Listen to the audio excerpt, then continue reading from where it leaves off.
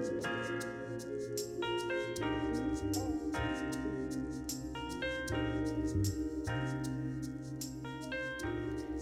everybody and welcome back to the podcast. You are listening to Be Candid with me, your host Amber. Today I thought we could just do a chill one. I'm on my lunch break, it's currently Monday, and I just wanted to hang out with you guys. So we're going to do a little life update, aka me kind of rambling at you about my life, what's been going on, some trials and tribulations I've been dealing with recently, and maybe you can offer me your opinion, maybe you can be my sounding board, maybe even a therapist, who knows. We're going to get into it today, guys, so I hope you're ready.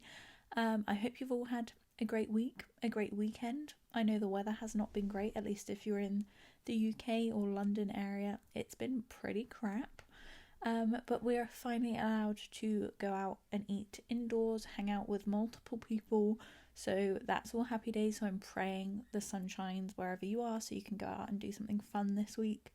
But for now, I think the biggest update I can start with is the fact that I officially have blonde hair, which if you are watching this podcast on YouTube, this is really not the best depiction of it because I got it done on Thursday and have not washed it yet, just because the stylist, I guess, the colorist, was really adamant that I don't wash it too often.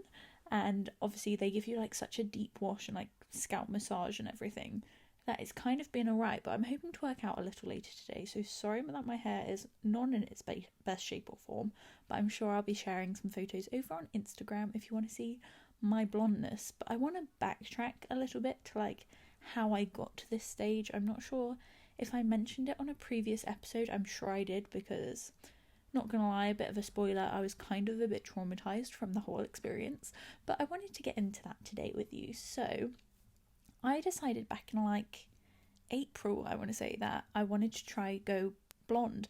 For 23 years, my whole life, I've never dyed my hair. I've always been a brunette. I've been very lucky like that my hair has some kind of different natural tones in it, and during summer it would always get a bit lighter from the sun, but there was nothing really interesting going on. And I just really felt like, you know, lockdown was lifting. I needed a change. 2021, I was going to reclaim my youth, my years that I've missed in lockdown. And I wanted to have that hot girl summer. And I thought one way I could do that was by going blonde. So I did like a little bit of research into salons near me, looked at their Instagram pages and stuff. And should I say the salon? Sure.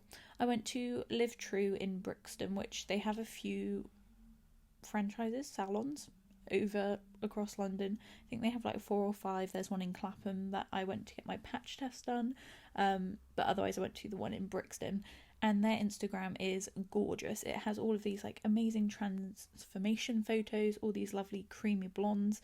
I was like, yes, this is the place for me. So I spent a while scrolling on Instagram, finding some inspo pics to show the stylist when I got there.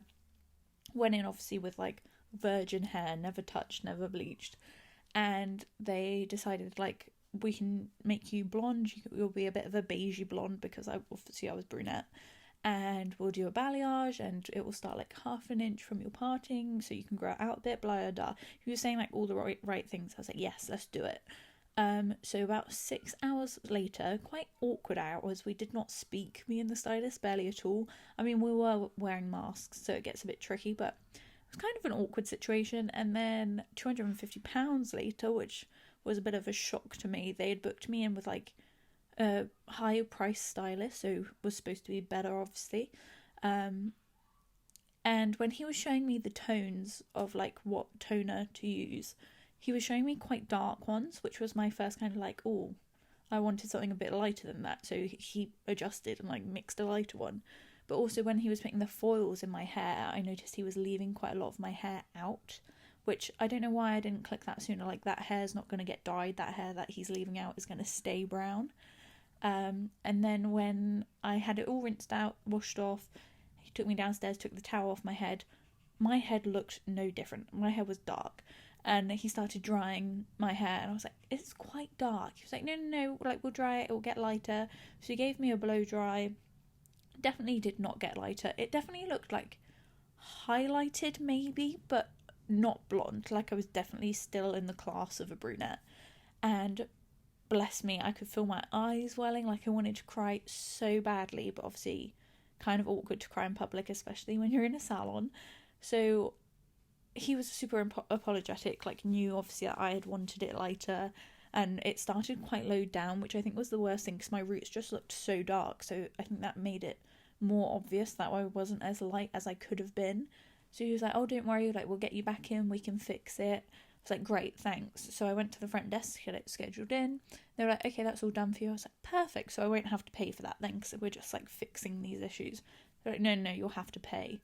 So it would be like another 180 quid, which is a bit ridiculous. Like, London prices are insane anyway. I was not happy to spend that much. I was like, no, that's not happening. I want it complimentary. Like, I want to fix these issues. This is not what I signed up for.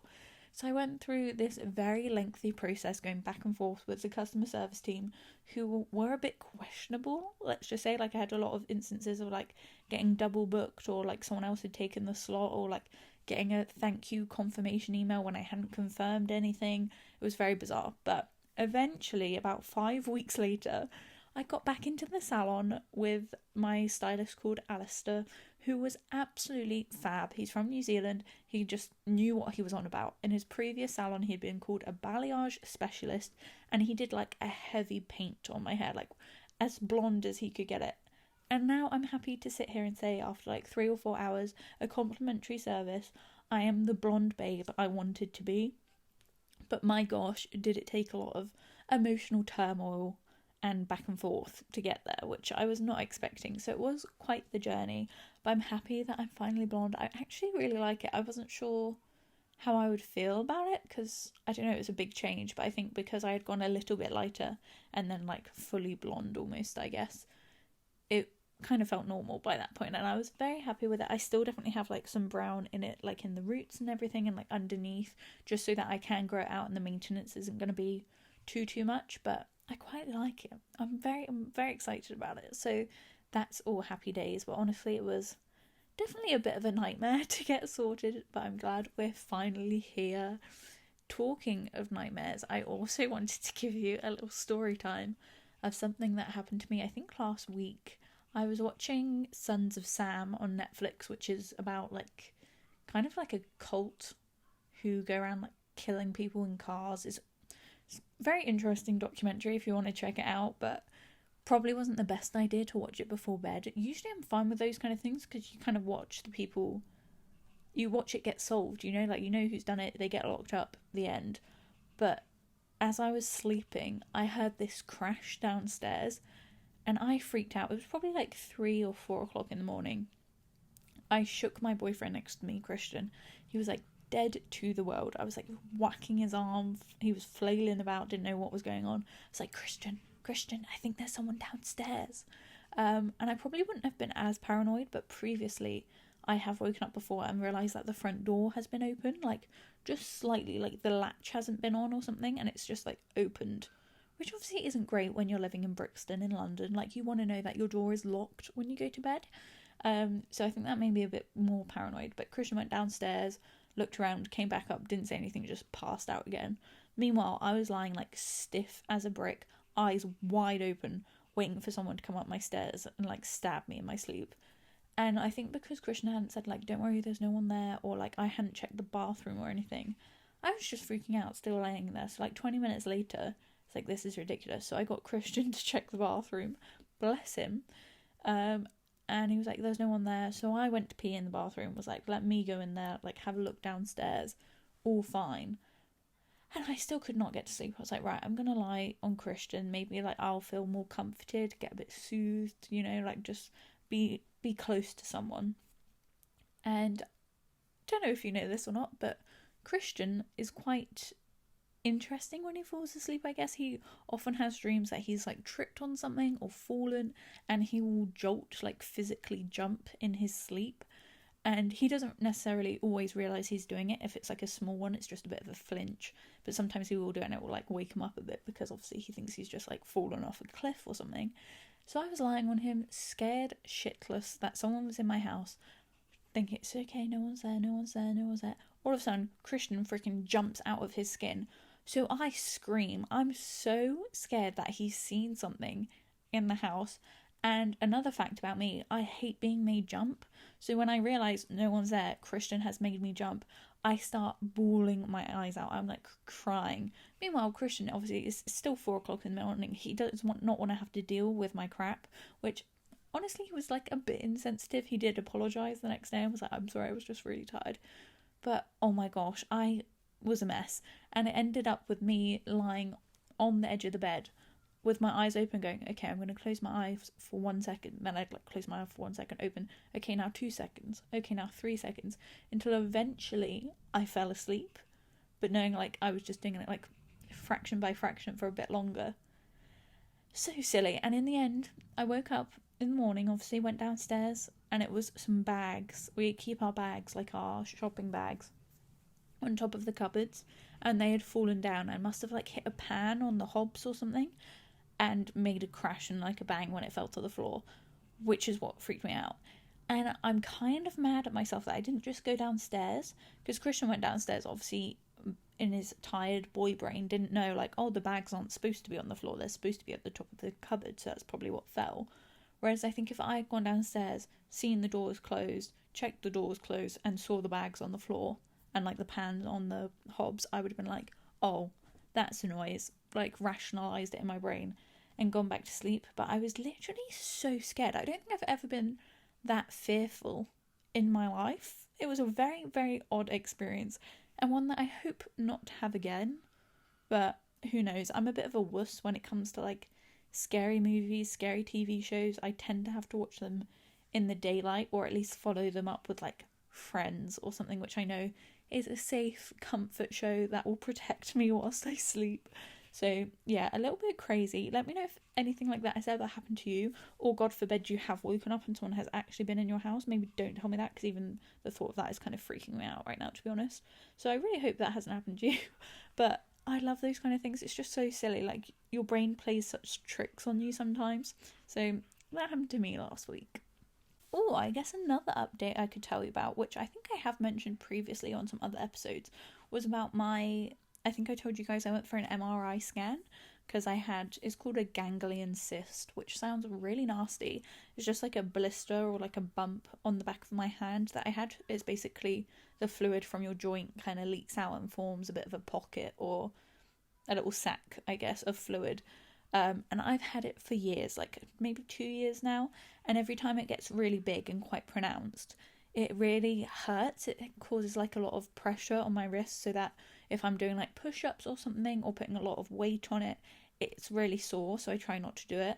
And it got so bad to the point that if I held a cup of tea or a cup of coffee in my left hand, it was really, really painful, and I couldn't really do it, to be honest. And at the time, when I called the GP to set up my MRI appointment and everything, I was a nanny. I'm now an event executive, so it's not as manual, I guess. But when I was a nanny, obviously picking up the kids and stuff, my wrist was so sore. So I called up to get it checked out. They checked it out, thought that I may as well have an MRI scan just to check that the lump was a ganglion cyst and not anything more sinister than that. So I went back on Tuesday, just gone, I think last Tuesday, to get the results, which was kind of crazy. They showed me the MRI scanner. I could see like a cross section of my hand and all the bones, and I could see the fluid in it, which was kind of gross. You might want to skip this bit if you're a bit squeamish, but basically I went in to see the doctor, and he looked like the most worried doctor I have ever seen. I think it was just his natural face, which is a bit unfortunate when you're like a medical professional, but he looked terrified. He had like these little worried eyebrows and like big wide eyes, and obviously he was wearing a mask, so all I could see were these little worried eyes and eyebrows, causing me a lot of stress. And he was like telling me all these things, was suggesting that he extract the fluid basically like with a needle or like a syringe. He can just like suck the fluid out of the cyst and it may return, which is just common for these kind of things, but hopefully it would like reduce the pressure because it would be smaller. But whilst he was doing it, obviously he looked so scared and he was telling me all the risks and things, and I was like, this is stressing me out. So I tried to jokingly be like, you look really worried. He's like, well, I'm not. I was like, okay, like just do it. I knew obviously like he is a trained professional, so if anyone was gonna suck anything out of my hand. I would want it to be this guy. Bear in mind, I have done it myself previously. It was like a needle to try and squeeze stuff out, and like smashed it with a book. It was like a whole ordeal. So yeah, he started like sticking in local anaesthetic to like numb my hand and then take out the fluid and stuff. Meanwhile, his personality like completely switched, and he started getting really jokey, but kind of weird jokey, which I feel like I do have a good sense of humour, and especially like British humour. Obviously he was an English guy. I get, like, usually I can like get on with that, but some of the things he was saying was like really random. And he said one thing, I can't remember what it was, but I remember I said in return like, oh, don't worry, I trust you. He was like, oh well, you shouldn't. I was like, can you not say that when you have like a 3-inch needle in my wrist? Thank you very much. So it was kind of interesting, and I kept looking away into the corner of the room. I do it whenever I get a jab or a blood test or anything. I never want to look at the needle. I don't necessarily have a phobia of needles or injections or anything, because I know it just needs to get done. Do you know what I mean? So I'd rather just not have to worry about it and just let them get on with it, and just, I don't know, not make any extra effort, I guess. But there's something about looking at something that's stuck in you that makes me feel a bit squeamish or queasy. Like, even when I would stab it with a needle myself, I always felt like a bit faint, so I just didn't want to look. But this doctor was, what's the word? Like, I don't know, so eager to make me look at it and be like, oh, look how cool this is, or oh, can you help this, or oh, can you hold this here? So I was like kind of trying to help, but also kind of not trying to look. And then eventually, when he had kind of drained all of the liquid he thought he could, he was like, oh, look at this, and he squeezed it all out. Super gross, but I guess if you're one of those people who likes popping spots or whatever, this would have been super satisfying for you. But for me personally, I was like, oh, great. It was kind of gross, just like this thick gel, and I think I had about 6 milliliters, which I think is like a heaped teaspoon, which if you think about that much like extra fluid or gel being in your wrist, is quite a lot, to be honest. But it's fine now. He said that it might hurt during the afternoon because the local anaesthetic would wear off, so obviously I would feel it and things, but it feels absolutely fine, and it has not come back as of yet. Obviously it's only been a week, so maybe in a couple of months it might reappear, but I'm so happy that it's gone. Oh, another thing that happened that day, I was literally trying to like sign out, clock out, I don't know what you call it, of the hospital. I had to like give in a form to say that I'd been seen, and the freaking fire alarm went off. I have never been in a hospital when a fire alarm goes off, and it is quite surprising to see the amount of people that pour out of a hospital. You don't realise how many people work there, I guess. It was amazing to me, honestly. I was at Guy's Hospital, which is at London Bridge, so everyone poured out like right next to the station, and there were so many people. Obviously with lockdown and social distancing and stuff, we couldn't really do that because there were just hundreds of people. I want to say the police had to come and check it out, and it turned out to be fine. It was just like a 20-minute delay, but it was just so funny. We were all like ants just pouring out of this building, and obviously it's so much different because everyone's there for their own ache or pain or illness or sickness or whatever. So it was just really interesting to have everyone like confined to one street or whatever, rather than like separated out into the hospital. So that was kind of an interesting situation to be part of. But I did finally get home and everything was fine. So happy days. I guess another story I could tell you, speaking about injuries and things, was I fell off a skateboard, which does not sound that traumatic or bad or anything, which it really wasn't. But when you factor in that it was an electric skateboard that goes about like 25-30 miles an hour, I was on it with my boyfriend, and we had both had a couple of drinks at this point. It somewhat escalates. Basically, we've ridden his electric skateboard together quite a few times. So he kind of stands on the front, I stand on the back, like clutching onto him, and he kind of steers it, and we just go from like A to B. We go to the pub or the shops or whatever, and it's just a super quick way for us to get around.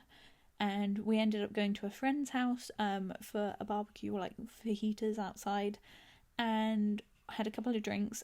And on the way back, we were on the board again, absolutely fine. And then we went down this kind of what's the opposite of steep? Very shallow slope, very shallow slope.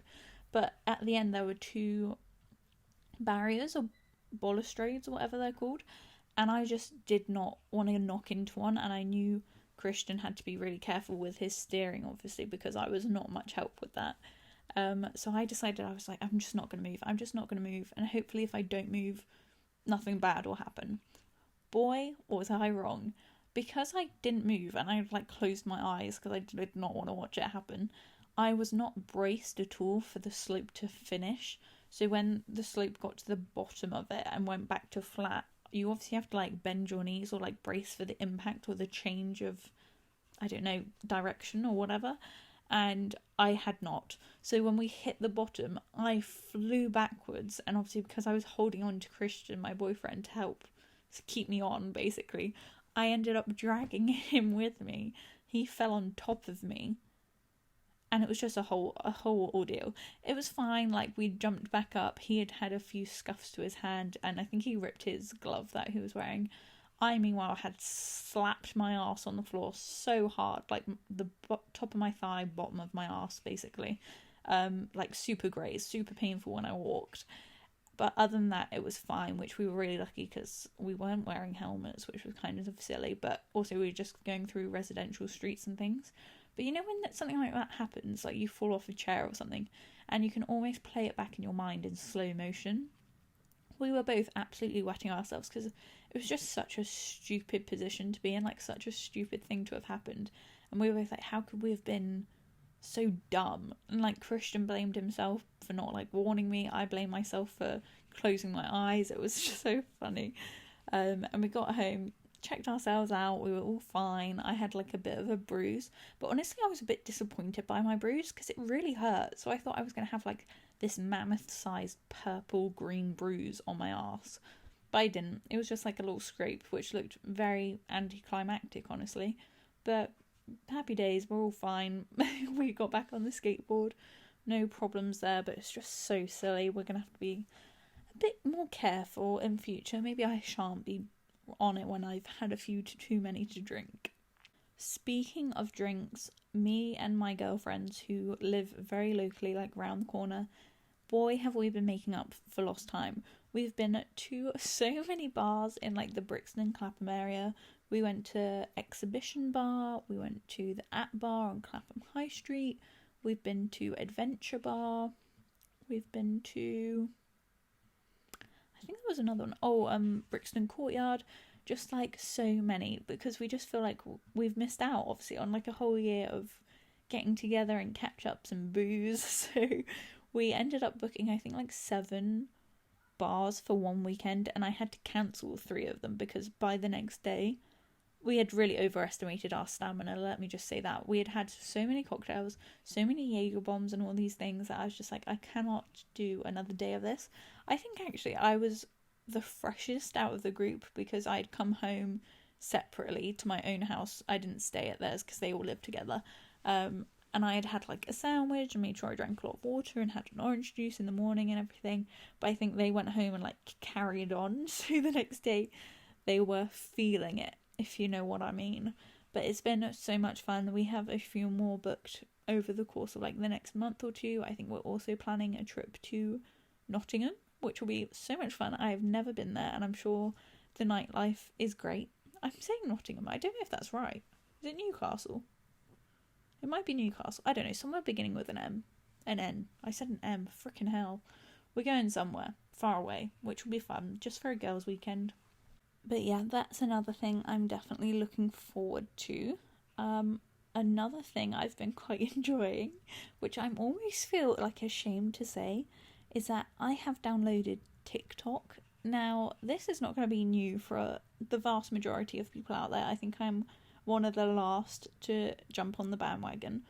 But I was always kind of anti-TikTok. I think just because I have Instagram and the podcast and YouTube, that I was just I don't really need another thing that I have to check or log into or create on or any of these things.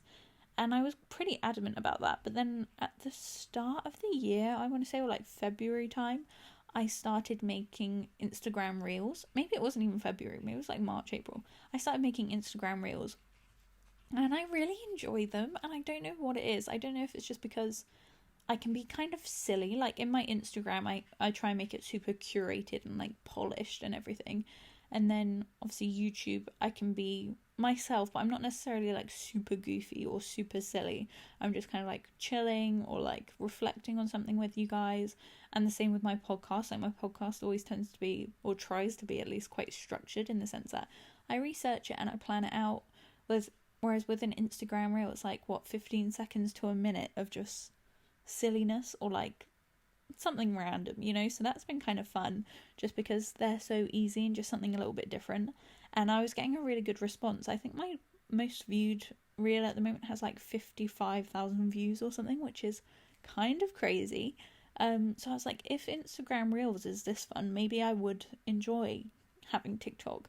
So I downloaded it with the thought that I would just post my Instagram reels to Instagram, save them, and then post them to TikTok.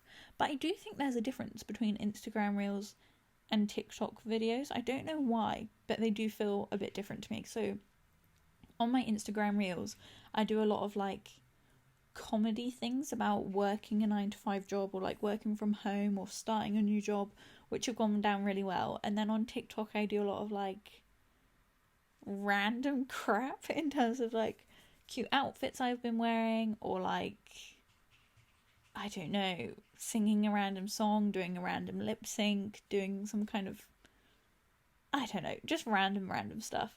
And I've really been enjoying it. I'm slowly trying to figure out how to like link the two or like cross promote the two or share certain stuff on one that I can share on the other, which I did this morning. I shared one of my TikToks on my Instagram reels because I think they can link quite easily. But the other thing I've been doing on my Instagram reels is like montages of mine and my girls' nights out and stuff. So if you did want to see some of the bars I went to or some of the many cocktails I drank, you can go over to my Instagram reels at ambergtaylor and see some of those, because I really liked them, but they're not doing as well as like the comedy work ones, but they're some of my favourites. So just putting that out there. But yeah, I've really been enjoying it. I'm definitely spending more time on my phone, which is kind of concerning. I feel like before I was crocheting a lot, which I'll get into a little later, and also like reading a bunch, whereas now if I have like a spare 5, 10, 15, 20 minutes, I'm scrolling on TikTok, which in my weird twisted work brain, I think I can kind of reason as research, because I'll find a sound I like and I'll save it and think like, oh yeah, I'll make this TikTok, or I'll make this Instagram reel or whatever. So it is useful, but then in the same sense, I like to batch film my Instagram reels and TikToks and Instagram photos and everything, just because I prefer it that way. Like, I don't have the time to take photos and videos every day with work and everything, especially with YouTube videos and podcasts and everything else that goes into it. So I've been like storing those up, but I am definitely spending more time on my phone, which I need to kind of be careful of. But it's a really fun place to be, so I would recommend downloading it if you hadn't.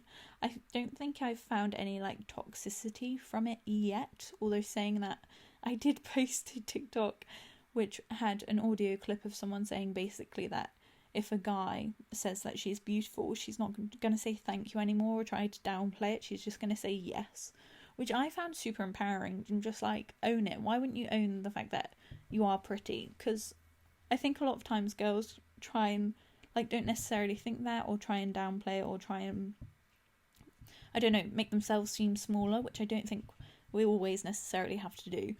But some people were not a fan of that TikTok.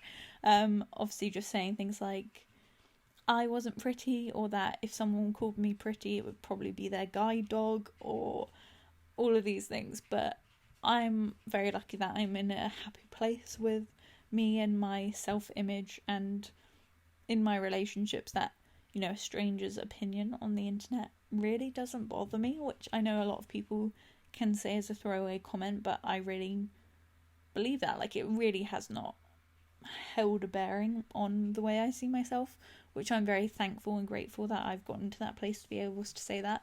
But I guess in that sense there has been some toxicity, but in terms of the video content itself, I've just really enjoyed them. They're just fun, silly, some of them are super cute or creative, so it's just cool to see what people are putting out into the world. So definitely have a look if you have some spare time. But if you are one of those people that gets like easily sucked into your phone and you already have a bit of a phone addiction, maybe keep away from the TikTok.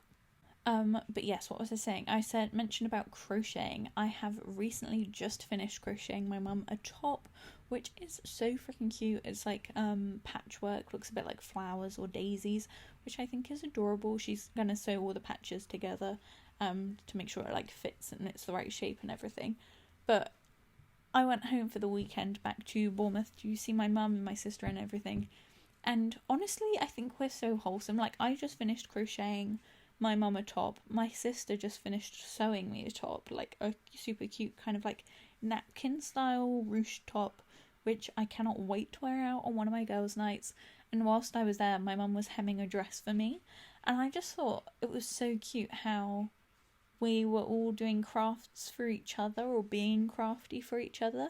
And I think it is kind of like a, I don't know, like a dying hobby or a dying skill to do like sewing or crocheting or seamstress things and things like that.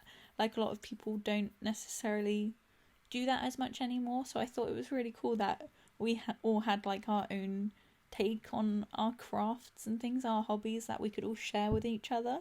And it just made me feel like we should be living on a little house on the prairie, you know, like wearing long dresses and making apple crumble, because I just felt very, very wholesome in that moment. So I have tried on the dress my mum hemmed for me.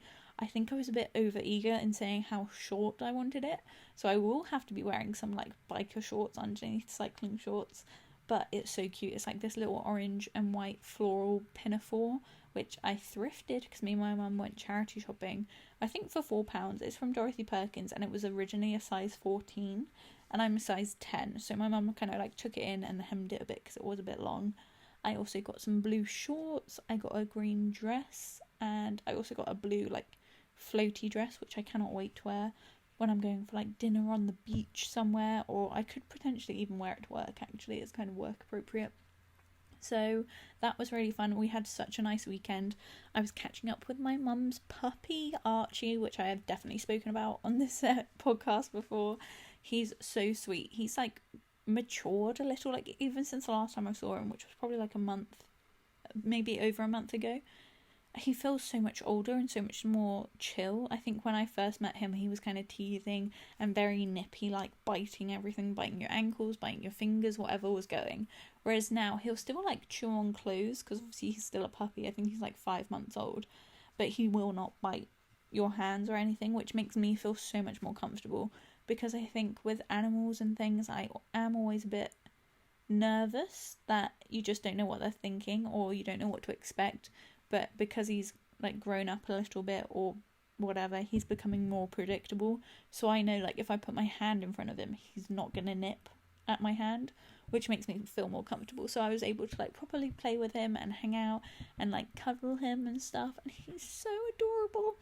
And I think he likes me. I think over the weekend, he definitely grew a fondness to me. We were hanging out, we were playing, and he was enjoying it, which I was really happy about. I feel like I hit the jackpot because I walked into the kitchen and he was laying on his bed, and when he saw me, he kind of rolled over to show me his tummy because he wanted me to scratch it. I was like, oh my gosh, he loves me, he trusts me enough to show me his belly. So that was really lovely, and I just had such a lovely weekend. I'm so lucky that I get to visit my family. Like, they live like a couple of hours away, so it's not too bad. I mean, I was speaking to some of my colleagues and they haven't seen their family since like last August, and if not longer, which I feel very fortunate that I'm able to do that. I also had a COVID test before I went and I was negative. Happy days. But yeah, I think that's all the updates or like little life spiels I have for you today. Other than that, I'm just working my little socks off at my 9-to-5 job. I'm an event executive, so I've been plugging away at that. I've got an event on Wednesday, but other than that, not much has been going on. I don't think... I'm going out for drinks on Friday with some of my friends, some of my guy friends, so it won't be a crazy girls' night, but I'm sure it will get a bit crazy nonetheless. But yeah, and then over the weekend I'm just Instagramming, TikToking, and Instagram reeling, because that's what I like to do with my spare time now, apparently. But if you did want to catch up with any of those things, my handles are all at ambergtaylor, so that's on TikTok and Instagram, or you can follow the podcast Instagram at BE CANDID PODCAST, where I post some like behind the scenes or sneak peeks or Q&As so you guys can get involved with the podcast episodes, which is always so much fun.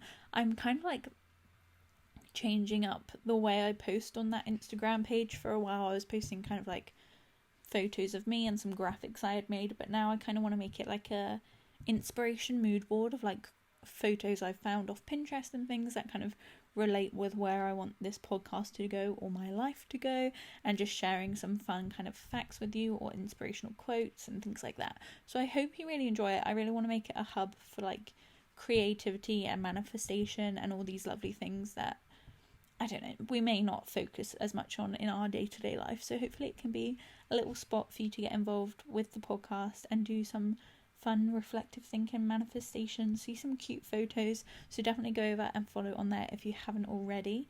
If you have enjoyed this kind of more laid back chatty episode, feel free to go ahead and leave a review on Apple Podcasts or anywhere you listen to your podcasts.